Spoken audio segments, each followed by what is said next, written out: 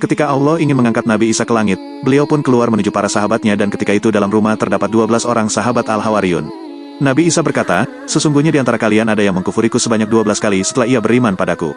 Kemudian Nabi Isa berkata lagi, ada di antara kalian yang akan diserupakan denganku. Ia akan dibunuh karena kedudukanku. Dia pun akan menjadi teman dekatku.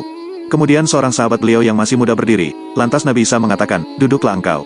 Kemudian Nabi Isa datang lagi dan pemuda tadi masih tetap berdiri dan ia mengatakan, aku, wahai Isa.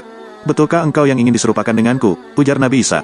Kemudian pemuda tadi diserupakan dengan Nabi Isa. Nabi Isa diangkat melalui lubang tembok di rumah tersebut menuju langit. Kemudian datanglah rombongan orang Yahudi. Mereka membawa pemuda yang diserupakan dengan Nabi Isa tadi, lalu membunuhnya dan menyalibnya. Mereka pun terpecah menjadi 3 golongan. Kelompok Yakubiyah mengatakan, Allah berada di tengah-tengah kita sesuai kehendaknya kemudian dia naik ke langit. Kelompok Nasturiyah mengatakan, di tengah-tengah kita ada anak Allah sesuai kehendaknya kemudian ia naik ke langit.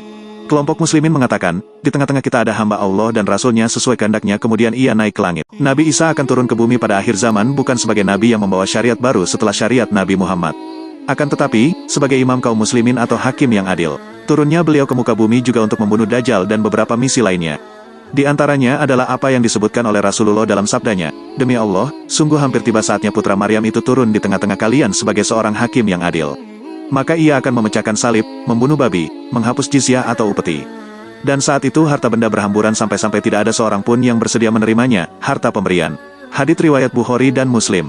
Lalu bukankah semua yang bernyawa akan mati? Sebagaimana yang Allah tegaskan, semua jiwa pasti akan merasakan kematian.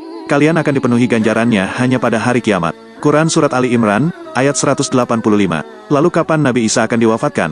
Dari Abu Hurairah radhiyallahu anhu, Rasulullah bersabda menceritakan tugas Nabi Isa di akhir zaman.